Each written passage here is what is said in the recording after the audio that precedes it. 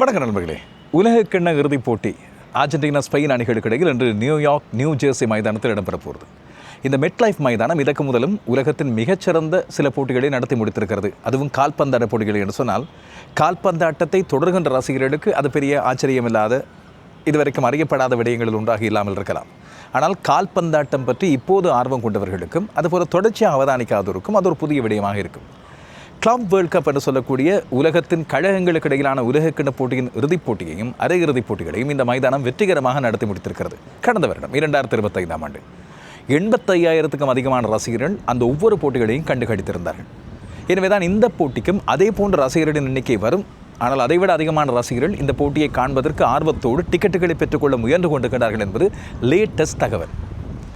எஞ்சி இருக்கின்ற ஒரு சில டிக்கெட்டுகளின் விற்பனை விலை ரீசேல் விலை என்று சொல்லப்படுவது, அதாவது யாரோ ஒருவர் வாங்கி அதை மறுபடி விற்பதற்கான விலை $10,000 ஆரம்பிப்பதாக சொல்லப்படுகிறது. பணம் குழிக்கும் விளையாட்டு என்று சும்மாவா சொன்னார்கள். இந்த இறுதிப் போட்டி அர்ஜென்டினா அணி தன்னுடைய 4வது உலக கிண்ணத்தை குறிவைத்து, ஸ்பெயின் அணி தன்னுடைய 2வது உலக கிண்ணத்தை குறிவைத்து இன்று நள்ளிரவை தாண்டி இடம்பெறுகின்ற இந்த மோதலுக்கு மிக பெரும் தடையாக, வில்லனாக அமையக்கூடியதாக இந்த வானிலை சீர்கள் இருப்பதாக சொல்லப்படுது. ஒன்று புயல் மழை, இரண்டாவது அதைவிட மோசமானது இப்போது ஹேஸ் என்று சொல்லக்கூடிய ஒரு பனிப்போர்வை ஒன்று அமெரிக்காவின் வடகிழக்கு நகரங்கள் பலவற்றை மூடியிருப்பதாக சொல்லப்பட்டிருந்தது. காரணம் கனடாவில் உள்ள காட்டுத்தீ. கனடாவில் ஏற்பட்ட காட்டுத்தீ. பார்வை தெளிவு ஓரளவு இலகுவாக இருக்கிறது, பெரிய அளவில் சிக்கல் இருக்காது இதன் காரணமாக சொல்லி இப்போதைய தகவல்கள் தெரிவிக்கின்றன. எனவே போட்டி நேரத்துக்கு ஆரம்பிக்கும், எந்த ஒரு தடையும் இல்லாமல் இருக்கும். எல்லாவற்றையும் விட முக்கியமானது வீரர்களது சுவாசம். இந்த தூசு துகள்கள் வளிமண்டலத்திலே கறந்திருப்பதன் காரணமாக வீரர்கள், அதுவும் கால்பந்தாட்டம் என்று வரும்போது 90 நிமிடங்கள் ஓடிக்கொண்டே இருக்கக்கூடிய வீரர்களுக்கு அவர்களுக்கு சுவாச சிக்கல்கள் ஏற்படக்கூடிய ஆபத்து இருப்பதாக சொல்லப்பட்ட வேளையில் இப்போது மருத்துவர்கள் சொல்கிறார்கள் அப்படியான எந்த ஒரு பிரச்சனையும் இல்லை, நியூ ஜெர்சியின் வானிலையும் வளிமண்டலமும் தெளிவாக இருக்கிறது என்று சொல்லிவிட்டார்கள். எனவே போட்டிக்கு எந்த ஒரு குறையும் இல்லை, எந்த ஒரு தடையும் இல்லை. இப்போது இந்த போட்டி பற்றிய இதற்கு முந்தைய காணொலியில் சொன்ன சில முன்னோட்டமான சுவாரஸ்யமான தகவல்களை விட இன்னும் சில முக்கியமான தரவுகளை சொல்ல வந்திருக்கிறேன் இந்த காணொலியில். உங்களில் ஒரு சிலரது கமெண்ட்டுகளை நான் பார்த்தேன் கடந்த காணொலியில். எனவே அதற்கான பதில்களையும் ஒரு முழுமையான தொகுப்பாக இந்த காணொலியில் கொண்டு வரலாம் என்று யோசிக்கிறேன்.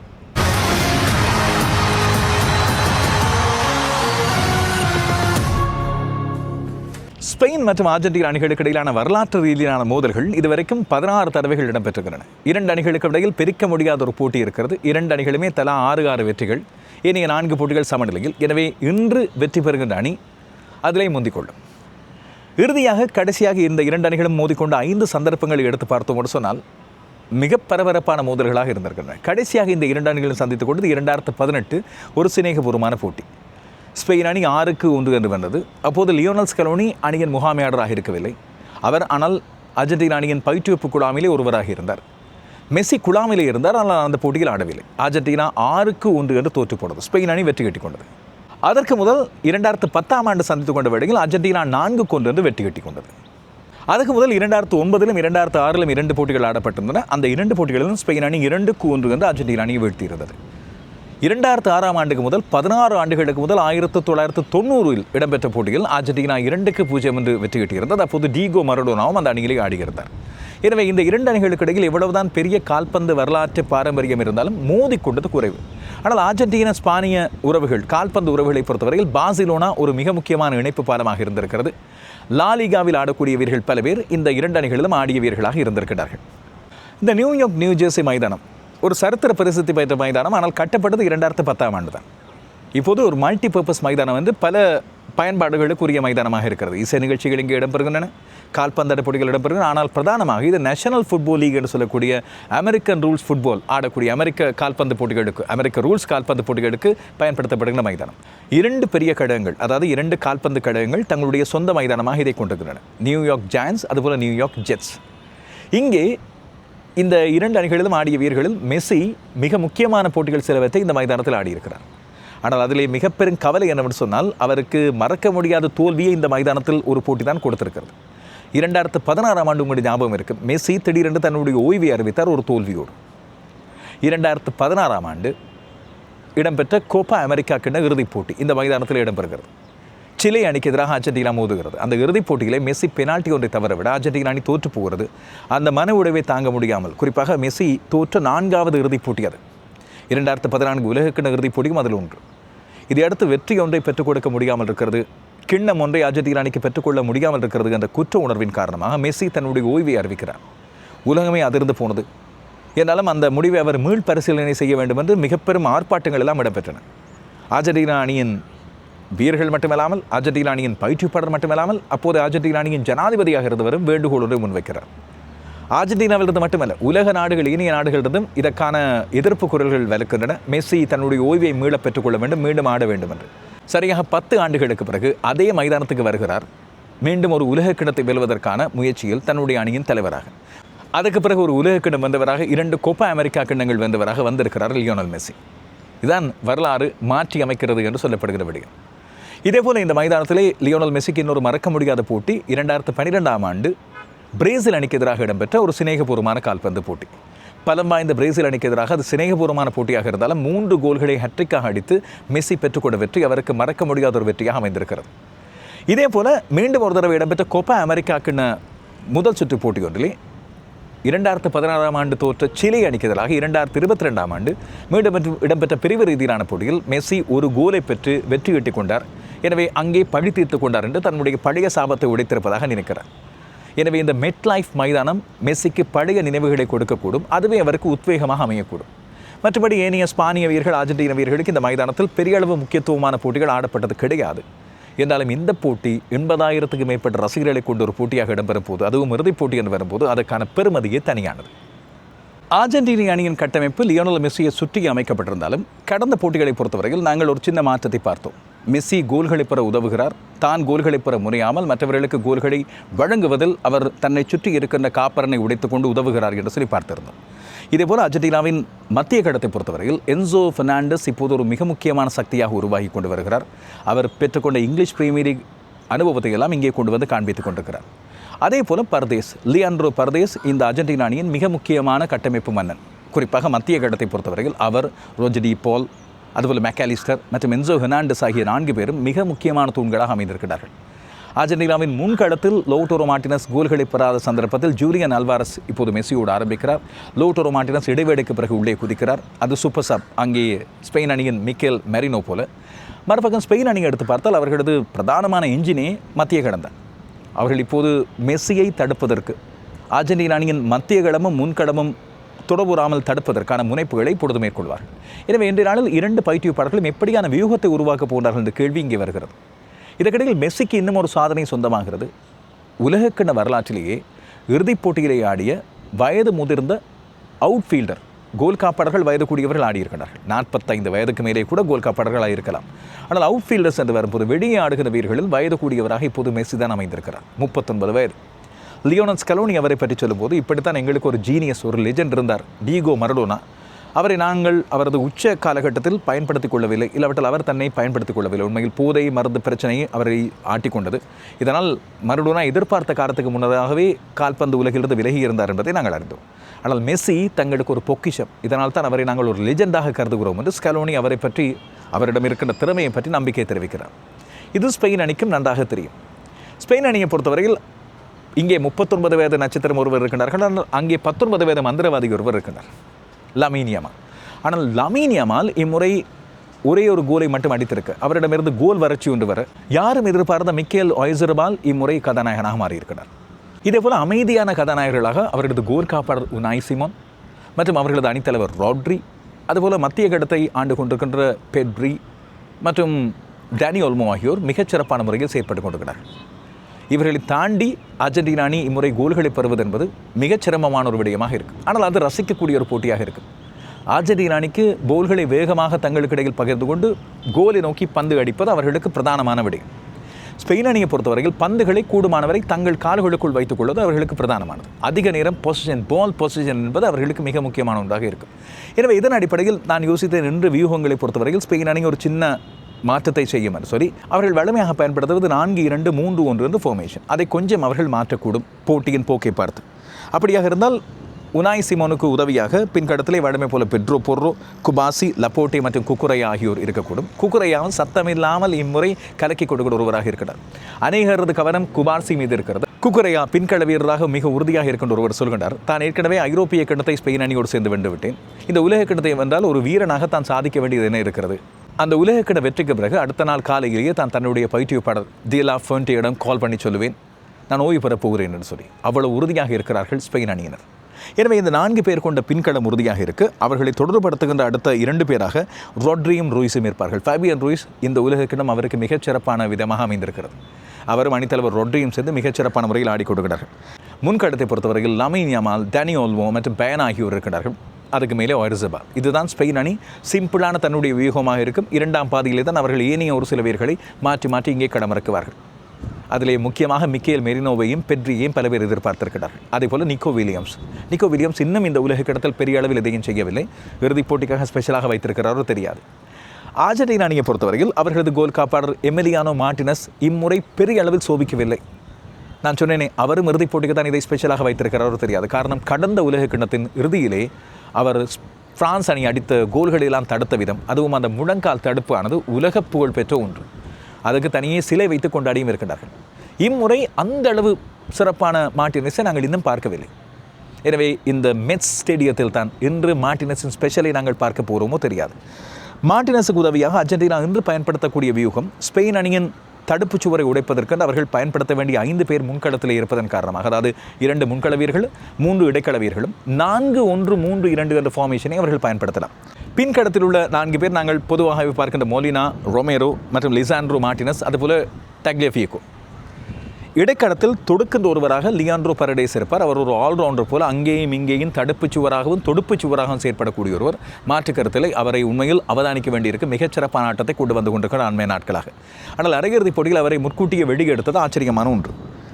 ரொஜடி போல், என்சோ பெர்னாண்டஸ், மெக்காலிஸ்டர் ஆகியோருக்கு கடந்த போட்டி போலவே இந்த போட்டியில் மிக முக்கியமான பொறுப்பு பணி வழங்கப்படுகிறது. அட்டாக்கிங் மிட்ஃபீல்டர்ஸாக அவர்கள் செயற்பட வேண்டும். ஸ்பெயின் அணியின் காப்பை உடைப்பது என்று சொன்னால் அப்படித்தான். முன்கடத்திலே ஜூலியன் அல்வாரஸும் மெஸ்ஸியும் களமிறங்கக்கூடும். சூப்பர் சப்பாக இடைவேளைக்கு பிறகு இப்போது ஒரு எலக்ட்ரிசிட்டி போல செயற்பட்டு கொண்டிருக்கின்ற லோட்டரோ மார்டினஸ் களமிறங்குவார். இதுதான் அர்ஜென்டினாவின் இன்றைய நாளின் திட்டமாக இருக்க வேண்டும். ரசிகர் மத்தியில் இருக்கின்ற இன்னொரு முக்கியமான கேள்வி, நடுவர் யார்? மெஸ்ஸிக்கு சார்பானவராக இருப்பாரா?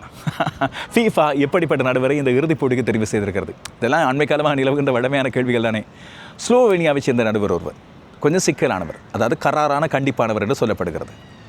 எனவே ஐரோப்பிய நாட்டைச் சேர்ந்த ஒருவர், அதனால் ஸ்பெயினுக்கு ஆதரவாக இருப்பார் என்று அர்ஜென்டினா ரசிகர் ஒன்றும் கவலைப்படாதீர்கள். கராரான கண்டிப்பானவர் என்று சொல்லிவிட்டேனே. ஃபீஃபா சர்வதேச ரீதியில் இப்படியான முக்கியமான போட்டிகளுக்கு பொருத்தமானவர்களை தான் தெரிவு செய்யும். எனவே இந்த ஸ்லோவேனிய நடுவரை பற்றி நாங்கள் அறிந்து கொள்ள வேண்டிய விடயங்கள் இன்று ஆடுகளத்தில் தான் நிறைய இருக்கின்றன. ஸ்லோவேனியாவைச் சேர்ந்த ஸ்லாவ்கோ வின்சிக் தான் என்று நடுவராக இருக்க போட்டார். அவருக்கு துணை நடுவர்களாக 2 பேரும் ஸ்லோவேனியாவைச் சேர்ந்தவர்கள். இது தவிர 4வது உத்தியோகத்தராக ஜோர்டானைச் சேர்ந்த ஒருவரும் 5வது ரிசர்வ் அசிஸ்டன்டாக இருப்பவரும் ஜோர்டானைச் சேர்ந்த ஒருவரும் இருக்க போகிறார்கள். என்னதான் மெஸ்ஸியின் சாகசம், மெஸ்ஸியை சுற்றித்தான் போட்டி இருக்கிறது என்று நாங்கள் சொன்னாலும், காற்பந்து விற்பனர்களும் பந்தயக்காரர்களும் இந்த உலகக்கிணத்தொடர் ஆரம்பித்த நாளிலிருந்து 1ஆம் இடத்தை பிரான்ஸுக்கும் 2ஆம் இடத்தை ஸ்பெயினுக்கும் வழங்கியிருந்தார்கள். இப்போது இறுதிப் போட்டிக்கு ஸ்பெயினும் அர்ஜென்டினாவும் வந்த பிறகு அவர்களது முழுமையான கவனமும் கணிப்பும் ஸ்பெயின் மீது இருக்கிறது. ஸ்பெயினுக்கு 59.4% வழங்கியிருக்கிறார்கள். அவர்கள் வெற்றி பெற வாய்ப்பு இருக்கிறதுன்னு சொல்லி ஏனைய இடம்தான் அர்ஜென்டினாவுக்கு வழங்கப்படுகிறது. ஆனால் இந்த போட்டி பெனால்ட்டிக்கு செல்லாமல் 90 நிமிடங்களிலேயே முடிவடையும் என்று சொல்லி 40% கருதுகின்றார்கள். மேலதிக நேரம் இல்லாவிட்டால் பெனால்ட்டிக்கு செல்லும் என்று தான் இனி 60% தங்களுடைய கணிப்பிலே சொல்லியிருக்கிறார்கள். இப்படி இருக்கும்போது நாங்கள் உலக கிண்ணத்தின் பழைய வரலாறுகளை எடுத்து பார்க்க வேண்டியது அவசியமாகிறது. இதுவரை இடம்பெற்ற 22 உலக கிண்ணங்களில் எத்தனை போட்டிகள் பெனால்ட்டிக்கு போயின, எத்தனை போட்டிகள் 90 நிமிடங்களுக்குள்ளேயே முடிவடைந்து கொண்டன என்று எங்கள் அனைவருக்கும் நன்றாக ஞாபகம் இருக்கும். கடந்த உலக கிண்ணம் 2022 பிரான்ஸும் அர்ஜென்டினாவும் மோதிக்கொண்ட வேளையில் 3-3 என்று கோல் மழை பொழிந்த ஒரு இறுதிப் போட்டி கட்டாரில் இடம்பெற்றது. அதுக்கு பிறகு பெனால்ட்டிக்கு போய் தான் அர்ஜென்டினா வெற்றி கட்டி கொண்டது. மெஸ்ஸியும் கிலியன் எம்பாப்பேயும் மோதி இருந்தார்கள். சும்மா நெருப்பெடுத்த ஒரு மோதல். அது போன்ற ஒரு இறுதிப் போட்டி என்று இடம்பெறுமாறு கேட்டால், அந்த பிரான்ஸ் அணியும் அந்த அர்ஜென்டினா அணியும் மோதிக்கொண்டது உண்மையில் 2 அணிகளும் மிக வேகமாக மோதிக்கொண்டார்கள். கோல் குவிப்பு இயந்திரங்கள் 2 பக்கமும் இருந்தார்கள். ஆனால் இந்த 2 அணிகளை பொறுத்தவரையில் அர்ஜென்டினா இவ்வளவுதான் வேகமாக ஆடினாலும் ஸ்பெயின் அணியின் வேகத்துக்கும் ஸ்பெயின் அணியின் தடுப்பாட்டத்துக்கும் ஈடு கொடுத்து ஆடும்போது அப்படி கோல் மழை பொழிவது ஆச்சரியமான ஒன்று. உனாய் சிமோன் இதுவரைக்கும் ஒரே ஒரு கோலை மட்டும்தான் விட்டுக் கொடுத்திருக்கிறார் என்பது இதற்கான சான்று. எனவே அப்படி இருக்கும்போது முன்னைய வரலாற்று முடிவுகளை நாங்கள் பார்க்க வேண்டியது அவசியமாகிறது. இதுவரை இடம்பெற்ற 22 உலக கிண்ணங்களின் முடிவுகள், தரவுகள் ஆகியன இப்போது திரையிலே உங்களுக்காக. இதிலே அர்ஜென்டினா இதுவரைக்கும் 5 உலக கிண்ண இறுதிகளில் ஆடியிருக்கிறது. அதில் முதலாவது 1930ஆம் ஆண்டே ஆடியிருந்தது. உருகுவே அணிக்கு எதிராக உருகுவே 4-2 என்று வெற்றி பெற்றது. இத்தனைக்கும் அர்ஜென்டினா 2-1 முன்னிலை பெற்றுக்கொண்டு போட்டியது. உருகுவே 1930ஆம் ஆண்டு வந்த பிறகு 34ஆம் ஆண்டு 38ஆம் ஆண்டும் இத்தாலி அடுத்தடுத்து 2 தடவைகள் உலக கிண்ணத்தை வென்றது. அந்த இத்தாலி 58-62 ஆகிய 2 ஆண்டுகளில் அடுத்தடுத்து வென்ற பிரேசில் ஆகியவற்றை இப்போது சமப்படுத்தத்தான் மெஸ்ஸியின் அர்ஜென்டினா காத்திருக்கிறது. 2022-26 அடுத்தடுத்த உலக கிண்ணங்களை வென்ற அணியாக அந்த பெருமை, சரித்திர பெருமை பெறுவதற்கு. எனவே 34-38 ஆகிய 2 ஆண்டுகளிலும் இத்தாலி உலக கிண்ணத்தை வென்றது. அதுவும் முழுமையான 90 நிமிடங்களில் பெறப்பட்ட முடிவு. 50ஆம் ஆண்டு உருகுவேயும் பிரேசிலும் ஆடிய இந்த போட்டியில் உருகுவே வெற்றி ஈட்டிக் கொண்டது. 54ஆம் ஆண்டு மேற்கு ஜெர்மனி ஹங்கேரி அணிக்கு எதிரான போட்டியை 3-2 என்று கடுமையாக போராடி வெற்றி ஈட்டிக் கொண்டது. 58-62 ஆகிய 2 உலக கிண்ணங்களும் பிரேசில் வசமானது. 58 ஸ்வீடனில் நடைபெற்ற உலக கிண்ண இறுதிப் போட்டியில் ஸ்வீடனை சந்தித்திருந்தது. பிரேசில் அணி அந்த போட்டிகளை 5-2 என்று வெற்றி ஈட்டிக் கொண்டது. பேலேயின் முதலாவது உலக கிண்ணம். 62 பிரேசில் மீண்டும் இப்போது செக்கோஸ்லோவாக்கியாவை வீழ்த்துகிறது 3-1 என்று. 66 இங்கிலாந்து மற்றும் ஜெர்மனி அணிகளுக்கு இடையிலான உலக கிண்ணமாக அமைந்திருந்தது. 70ஆம் ஆண்டு பிரேசில் இத்தாலியை மீண்டும் வீழ்த்துகிறது இப்போது 4-1 என்று பெரிய வெற்றி கொண்டு. 74ஆம் ஆண்டு ஜெர்மனி தன்னுடைய முதலாவது உலக கிண்ணத்தை வெல்கிறது. அப்போது மேற்கு ஜெர்மனி அவர்கள் நெதர்லாந்து அணியை 2-1 என்று வீழ்த்துகிறார்கள். அடுத்த உலக கிண்ணம் மீண்டும் நெதர்லாந்து. 74ஆம் ஆண்டு நெதர்லாந்தில் இடம்பெற்ற உலக கிண்ணம் சொந்த மண்ணிலே தோற்றுக்கொண்டது. 78ஆம் ஆண்டு அர்ஜென்டினாவில் இடம்பெற்ற உலக கிண்ணம் அர்ஜென்டினா மீண்டும் நெதர்லாந்தை வீழ்த்துகிறது. நெதர்லாந்துக்கு அடுத்தடுத்த 2 தோல்விகள் 3-1 என்று இம்முறை அர்ஜென்டினாவுக்கு வெற்றி. 82ஆம் ஆண்டு இத்தாலியும் மேற்கு ஜெர்மனியும் ஆடிய போட்டி. இது ஸ்பெயினில் நடத்தப்பட்ட உலக கிண்ணம். இத்தாலி அணி சாம்பியன் ஆனது. அதில் இத்தாலி அணி 3-1 என்று வெற்றி ஈட்டிக் கொண்டது. 86 எங்களுக்கு மறக்க முடியாத உலக கிண்ணம். மரடோனா அர்ஜென்டினா அணிக்கு பெற்றுக் கொடுத்த உலக கிண்ணமாக அமைந்தது. அந்த போட்டி மிக விறுவிறுப்பாக 3-2 என்று மாறியிருந்தது. மெக்சிகோவில் இடம்பெற்ற உலக கிண்ண போட்டி அது. 90ஆம் ஆண்டு மேற்கு ஜெர்மனி அர்ஜென்டினாவுக்கு பழி தீர்த்து கொண்டது. நிறைய சர்ச்சைகள் இடம்பெற்ற இத்தாலி உலக கிண்ணம் அது. அர்ஜென்டினாவுக்கு எதிராக பல்வேறு சக்திகள் சதி செய்திருந்தன என்று வெளிப்படையாக அந்த கருத்தில் சொல்லப்பட்டிருந்தது. ஐரோப்பிய அணிகள் பலவும் பிரேசிலும் சேர்ந்து அர்ஜென்டினா அணியை உலக கிண்ணத்தை வெல்லவிடாமல் செய்ய முயன்றிருந்தன என்று சொல்லி இன்று வரை சொல்லப்படுகிறது. ஆனால் மேற்கு ஜெர்மனி இறுக்கமான போட்டியில் லோத்த மெத்தாஸின் அணி 1-0 என்று வெற்றி ஈட்டிக் கொண்டது. 94ஆம் ஆண்டு அமெரிக்கா நடத்திய முதலாவது உலக கிண்ணம். அந்த உலக கிண்ணத்தின் இறுதிப் போட்டி தான் முதல் தடவையாக பெனால்ட்டியினால் தீர்மானிக்கப்பட்ட உலக கிண்ண இறுதியாக அமைந்தது. பிரேசில் அணி இத்தாலி அணியை வீழ்த்தி வெற்றி பெறுகிறது.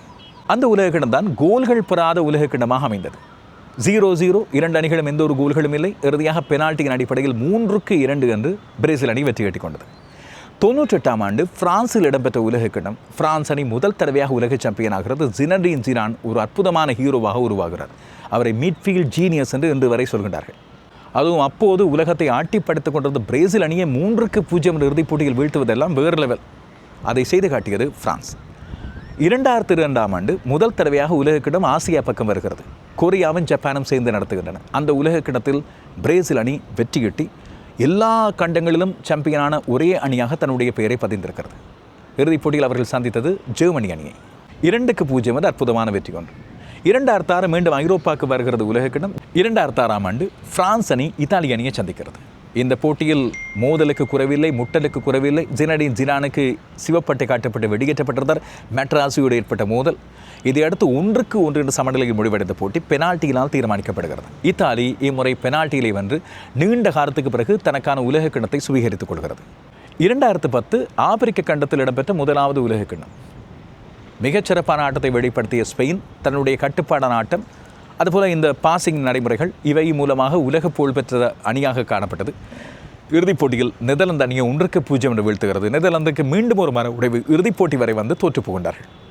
2014 பிரேசிலில் இடம்பெற்ற உலக கிண்ணம். இந்த அர்ஜென்டினா அணி இதே மெஸ்ஸி ஜெர்மனி அணியை சந்திக்கிறது. ஜெர்மனி அணி அர்ஜென்டினாவுக்கு மன உடைவு ஒன்றை கொடுக்கிறது. மீண்டும் ஒரு உலக கிண்ணம் ஜெர்மனியின் கைகளில். அர்ஜென்டினா அணி தோற்று போகிற 1-0 என்ற போட்டி. காட்ஸே பெற்றுக்கொண்ட கோல் மேலதிக நேரத்திலே அர்ஜென்டினாவுக்கு மிகப்பெரும் மன உடைவை கொடுக்கிறது.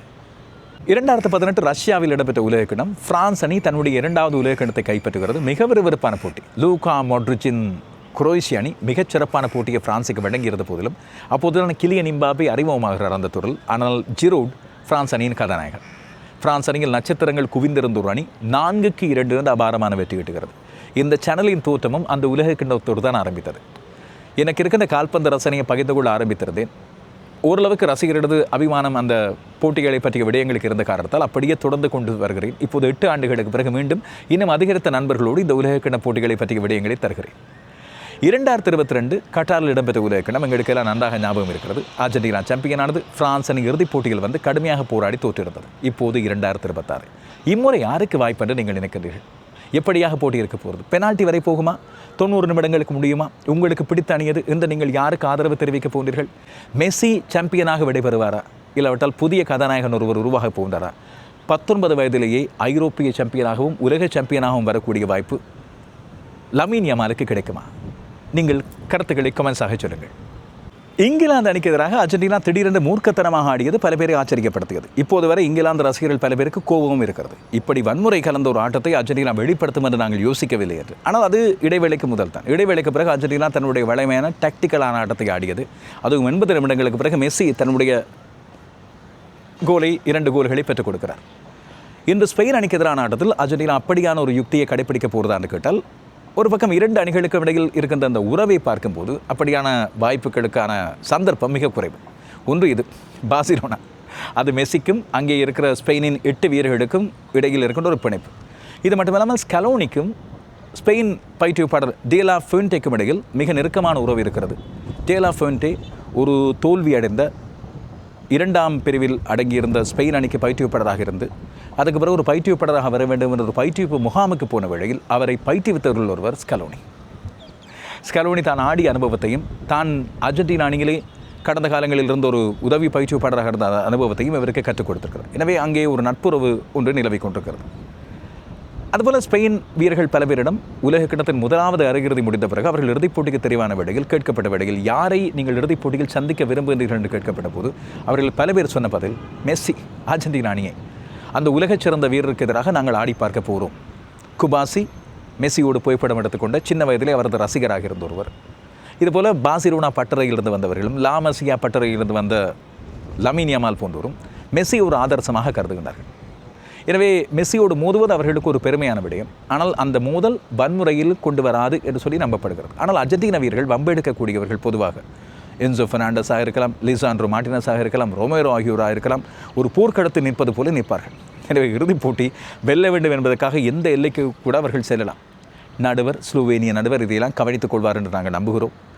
இதற்கு பின்னால் நண்பர்கள் நிறைய பேர் ஃபீஃபா மெஸ்ஸி, அர்ஜென்டினாவின் மெஸ்ஸி ஃபீஃபாவின் செல்லப்பிள்ளை, நடுவர்கள் மெஸ்ஸிக்கு சார்பாக தான் செயற்படுகின்றார்கள் என்று சொன்னால் அது போட்டியை பார்த்து தான் நாங்கள் உணர்ந்து கொள்ள வேண்டிய ஒன்று.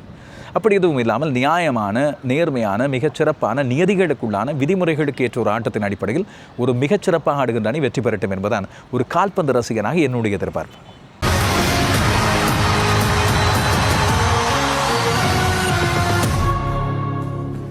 இந்த தங்கப்பாதனி மற்றும் தங்கப்பந்து, தங்க கையுறை, இந்த 3 விருதுகளோடு சேர்த்து மிகச்சிறந்த இளம் வீரருக்கான விருதும் இம்முறை கிடைக்கும். அந்த இளம் வீரருக்கான விருது அநேகமாக இம்முறை பவு குபார்சிக்கு போய் சேரக்கூடும் என்று சொல்லி பல பேர் சொல்கிறார்கள். ஆனால் அவருக்கு நேரடி போட்டியாக இருப்பவர் அவரது அணியைச் சேர்ந்த லமீன் யமாலே தான்.